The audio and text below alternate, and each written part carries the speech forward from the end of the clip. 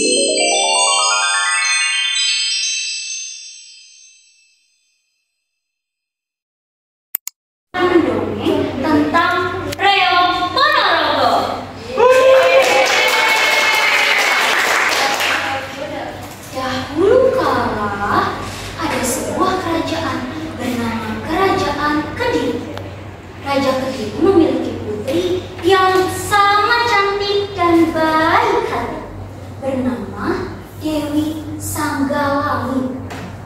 Dewi Sanggalangit selalu menolak lamaran para pangeran, dan akhirnya raja pun memerintahkan kepada Dewi Sanggalangit untuk menerima pinangan dari salah satu pangeran. Wahai anakku, terimalah lamaran dari salah satu pangeran. Lalu Dewi Sanggalangit menjawab, "Nyuwun Gusti Rama, saya ingin menerima lamaran pangeran, tapi saya memiliki 3 persyaratan.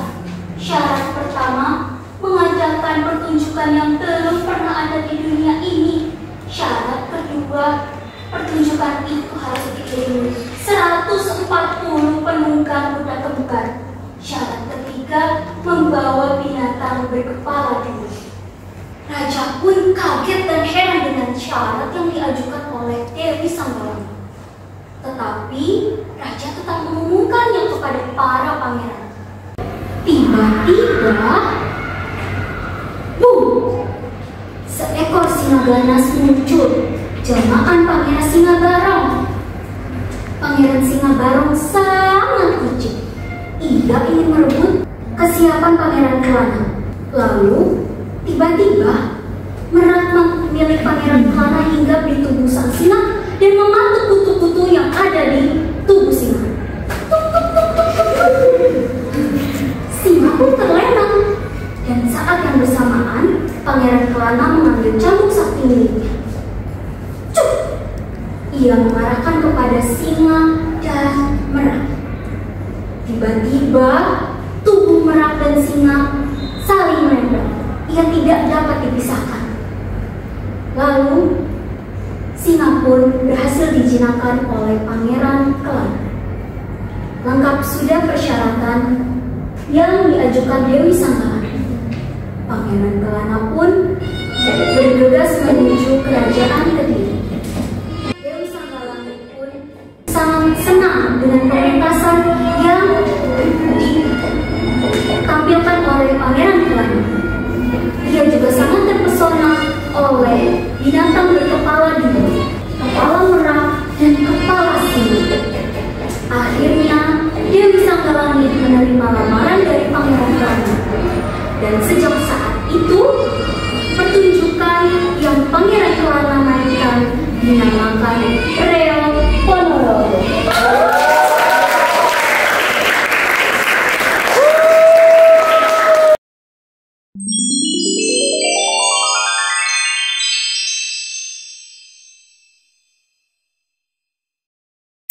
Saya ingin mengisi dan ingat.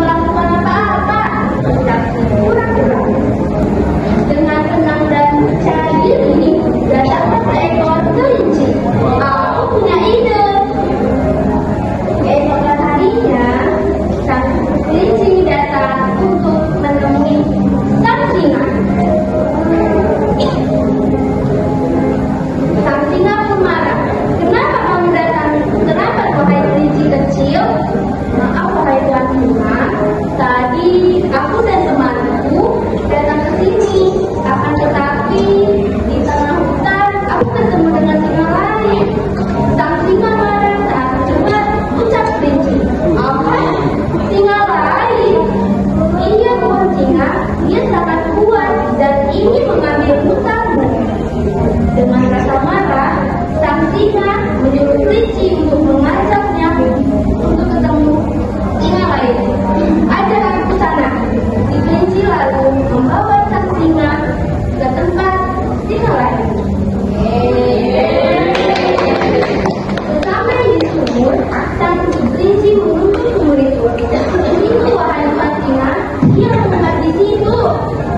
Sang singa dengan marah melihat ke dalam sumur. Dia melihat bayangannya sendiri. Dia mengira itu adalah singa lain. Dengan merasa marah, ia masuk ke sumur. Dia pun tenggelam karena tidak bisa berenang. Dengan rasa gembira, sang kelinci menemui teman-temannya. Kita bisa hidup damai kembali, dan kelinci menceritakan apa yang terjadi. Sang hewan semuanya gembira karena dia bisa hidup dengan damai sambil bersorak hidup kelinci cerdik.